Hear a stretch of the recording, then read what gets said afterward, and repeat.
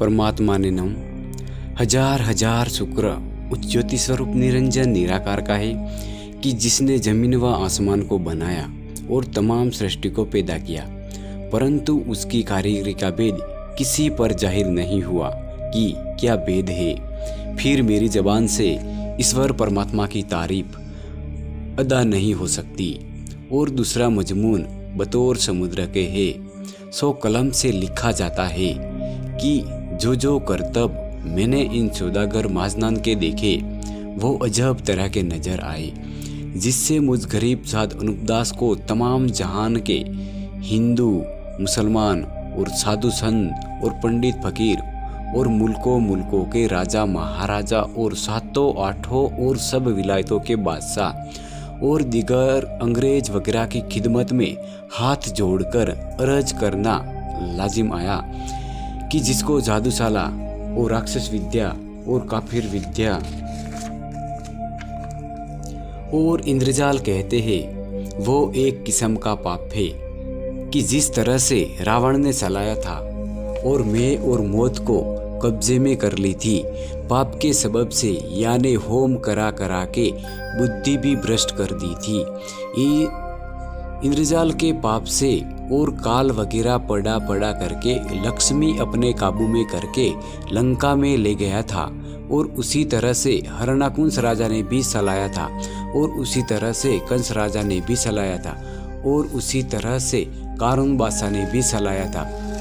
और रावण हरणाकुंस कंस कारून वगैरह की तरह से बलराजा के बाद से इन सौदागर महाजनान ने भी राक्षस विद्या का पाप चलाया है। सो इन बनियों ने भी मुँह को और मौत को सहारे कर ली है और बुद्धि भ्रष्ट कर दी है पाप के सबब से, कि जिस दिन से इस हिंदुस्तान में काल पड़ाना बलराजा के बाद से शुरू किया है, सो इन्होंने भी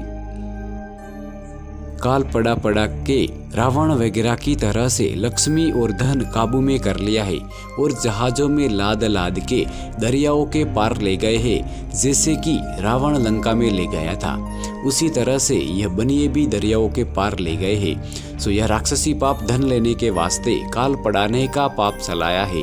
सो धन हिंदुस्तान का तो काबू में कर लिया है, परंतु धन हिंदुस्तान में बहुत था और अलावा इसके दूसरी बादशाहतों में भी बहुत था, जिसका सबूत वेद की किताबों में लिखा है कि सतजग में सोने का ठाठ और पाठ था, और गरीब गुरबा के घर में सोने चांदी के बर्तन थे, और पग रत्नों की खाने सुनी जाती थी कि जिसकी कुछ गिनती नहीं हो सकती थी।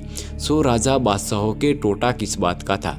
इस सबब से तमाम खलकत को यकीन दिलाया जाता है कि बलराजा के ज़माने तक मौजूद होने खाना है सोना चांदी वगैरह के सतजग रहा, क्योंकि उस जमाने में चांदी सोने का ठाठ और पाठ था और धान वगैरह भी बहुत होता था, क्योंकि सतजग में काल वगैरह नहीं पड़ता था, इससे धान वगैरह सतजग में बहुत होता था। जब से इन महाजनान ने काल पढ़ाना शुरू किया है, जिस दिन से दिन जमाना बुरा होता जाता है और काल वगैरह या बनिए लोग नहीं पढ़ावे तो सदा सतजग ही है। परंतु बलराजा के बाद से जो तरह के रोग और काल वगैरह पढ़ाने शुरू किए हैं, जब से धन दुनिया का खींच रहे हैं और सबको निर्धन कर दिया है, बल्कि दिन बुरा होता जाता है। सो यह फितूर सौदागरों के राक्षसी पाप का है, क्योंकि इन्हों की दुकानें दूसरी बादशाहत में पहुंच गई है। सो अब उनके बाल बच्चों को घारत करके उनका धन भी काबू में करेंगे कि जिस तरह से हिंदुस्तान को घारत कर दिया है, उसी तरह से दूसरी बादशाहतों को भी घारत करेंगे।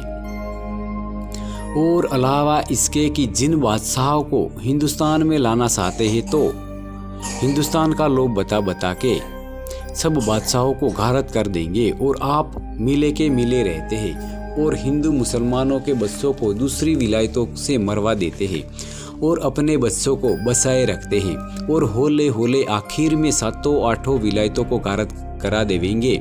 जैसे कि रावण ने दुनिया के घारत करने को जाल चलाया था कि सब विलायतों में जब थोड़े कि सब विलायतों में जब थोड़े से आदमी रह जाएंगे, जब मेरा सारकुंड में राज हो जाएगा तो कोई मेरा राज छीन नहीं सकेगा। उसी तरह से इन बनियों ने भी यही सोचकर यह जाल चलाया है और पहले ही सबकी अकल अपने राक्षसी पाप से खराब कर देते हैं, क्योंकि सातों आठों विलायतों के लोग हिंदुस्तान के लोग के वास्ते आपस में लड़ लड़ के घारत हो जाएंगे।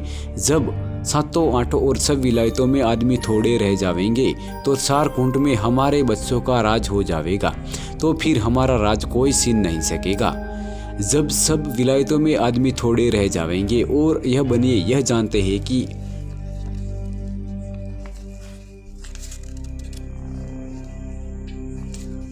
हमारी औलाद ज्यादा रह जाएगी तो हमारा राज कोई छीन नहीं सकेगा, राज कोई नहीं छीन सकेगा। सो तो दुनिया में हिंदुओं में कहते हैं कि ऐसा कलजुग आवेगा कि 100 को छोटा सा एक गावड़ा मिलेगा, और मुसलमानों में यह कहते हैं कि 14वीं सदी ऐसा बुरा वक्त आवेगा कि काल वगैरह बहुत होगा और रिजक वगैरह कम होगा। सो आदमी को आदमी खाने लगेगा। सो पहले से ही ऐसी बातें दुनिया में सलाह दी है। सो दुनिया में अच्छे अच्छे बड़े गुणी लोग कहते हैं। सो जैसे दुनिया में बुरा होने के पहले से बात सलाई है, उसी के मुवाफिक दुनिया के नाम का इंद्रजाल का पाप कराते हैं, वैसा ही बुरा हो जाता है। और यह ऐसी बातें बुरा होने की सलाई तो बनियों ने है, यह ऐसी बातें बुरा होने की सलाई तो बनियों ने है, और अगले सती लोगों के सर अपने बसाव के वास्ते रख देते हैं। सो वो लोग तो हमारे तुम्हारे मुवाफिक आदमी बंदा थे, क्योंकि रचना तो पैदा करंते ने रची है। उस पैदा करंते ने अपने नाम के वास्ते, क्योंकि वो तो पैदा करंता सब संसार और सब विलायतों के ऊपर दया रखते हैं। यह तो काफिरी पाप और इंद्रजाल का पाप कराने वाले बेईमान पाप कराते हैं, जिससे दुनिया में बुरा होता है। और काफिरी पाप और इंद्रजाल का पाप दुनिया में कई बार चलाया है, और दुनिया ने दुख पा पाकर सोड़ाया है जब दुनिया की औलाद बसी है। और यह कदीमी जाल यानी ठेठ से बनियों का ही है, और बनिए लोगों ने ही चलाया है। और रावण, हरणाकंस और कंस कारून वगैरह को अपने पाप में से थोड़ा सा सिका करके इन बनियों ही ने जाल में डाल करके मरा दिए हैं, और तमाम कदीमी जाल अपने पास ही रखते हैं, और वो पाप सोड़े नहीं आने देते हैं, और इनका जाल पकड़ा नहीं जाता है। इस सबब से दुनिया में दुख रहता जाता है, क्योंकि इनका पाप अलोप है, इससे मालूम नहीं हो सकता है। और जो मेरे को इन्होंने सममुख कल्पाया है, जैसे कि रावण को शनिचर को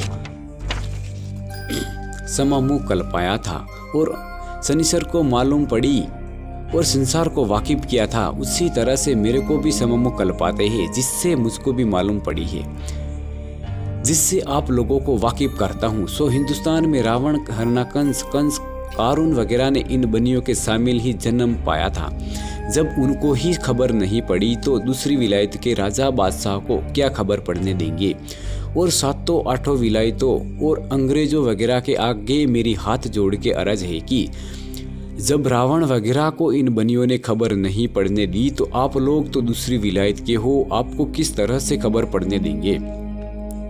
और मैं इस वास्ते लिखता हूँ कि आप लोग तो 7-8 विलायत हो और हिंदुस्तान एक विलायत थे, और यहाँ हिंदू मुसलमान के बच्चे सिवाय इन बनियों के अगर गरीब होकर भी रहेंगे तो जादू से बुद्धि भ्रष्ट करके और आपस में लड़ा करके मार देंगे।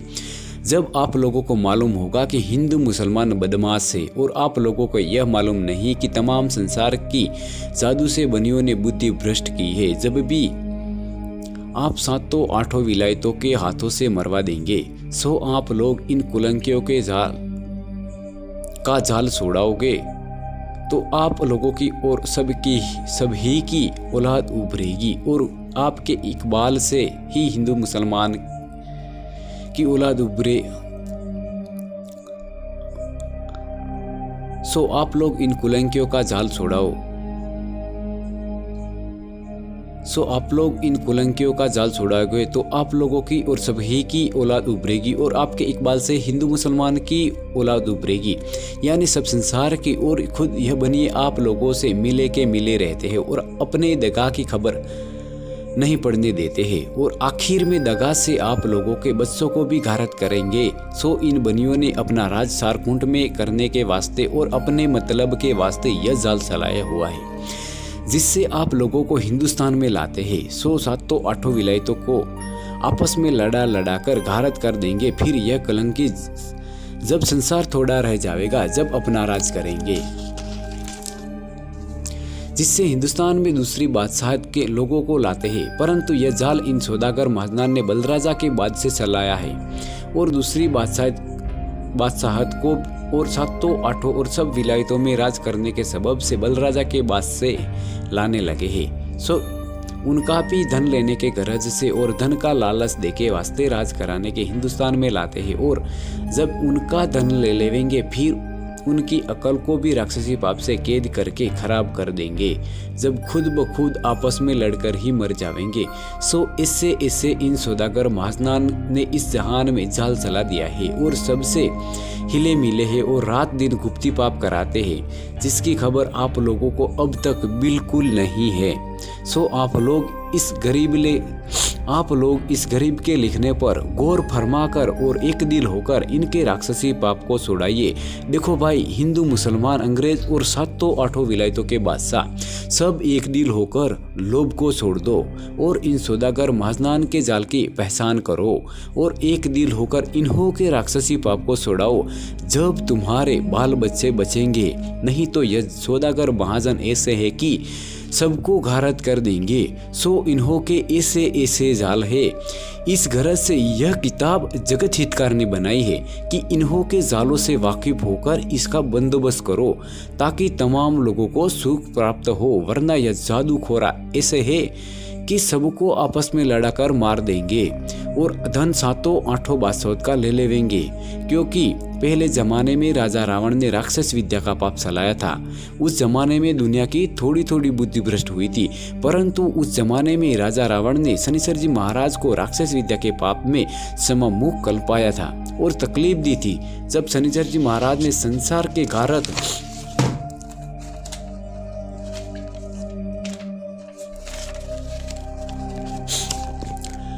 होने के सबब से विभीषण से इस बात का जिक्र किया कि तुम्हारा भाई रावण संसार के नाम का गुप्ती पाप करा रहा है, जिससे संसार के लोगों की अकल खराब हो गई है और इसी सबब से तमाम जहान में रोगशाला वगैरह फैले हुए हैं। सो आप मेहरबानी करके इस राक्षसी पाप का अपने भाई रावण से बंद कराओ, और जो इस राक्षसी पाप का करना बंद ना कराओगे तो रावण के साथ तुम्हारे कुल को भी नुकसान पहुंचाया जाएगा और तकलीफ दी जाएगी। क्योंकि आप रावण के सगे भाई हो और आप लोगों को इनके जालों की अच्छी तरह से वाकिफियत है। सो बताओ कि कहाँ पर गुप्ती पाप हो रहा है। अगर से आप ना बताएंगे तो आइंदा इसका नतीजा आपके हक में निहायत खराब है। जब शनिश्चर की विभीषण ने दहशत अंगेज बातों को सुनकर अपने दिल में विचार किया कि मेरे भाई रावण का जो राक्षसी पाप है वो शनिश्चर को कूल मालूम हो गया है। सो इसके बताने में मैंने किसी तरह का फरेब रखा तो जरूर मुझको रावण के साथ तकलीफ और नुकसान करा देगा।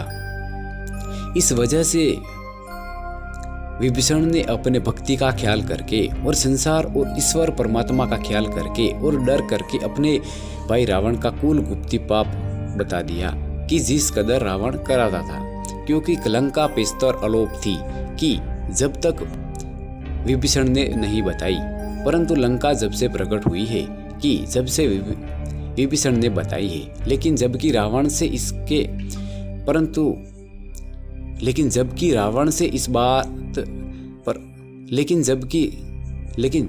रावण से इस बारे में दरियाफ्त किया गया तो रावण ने अपना राक्षसी पाप जो कि लंका में रात दिन कराता था किसी कदर बताया और किसी कदर नहीं बताया।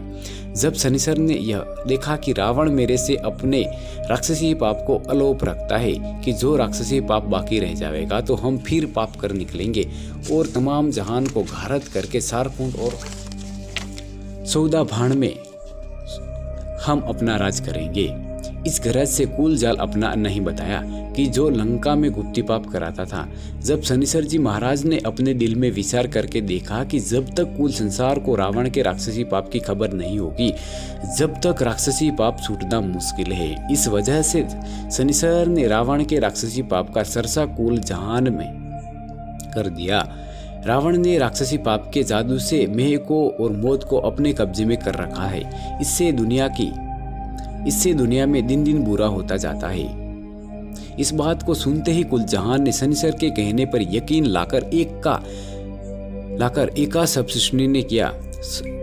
सृष्टि ने किया कि जरूर रावण के घर का राक्षसी पाप है और हम सब लोगों की अकल इसी राक्षसी पाप में कैद हो रही है कि जो रावण के राक्षसी पाप को नहीं पहचानते हैं। परंतु शनिश्चर जी महाराज का जुग जुग और भो भो भला हो जियो कि रावण के राक्षसी पाप को नहीं पहचानते थे, उन्हों को वाकिफ करके पहचानवाया, नहीं तो सब लोग अंधों की तरह से थे। और जो रावण ने शनिश्चर जी को राक्षसी पाप से नहीं कल पाया होता तो रावण जरूर कुल जहान को घारत करके अपना राज कर लेता।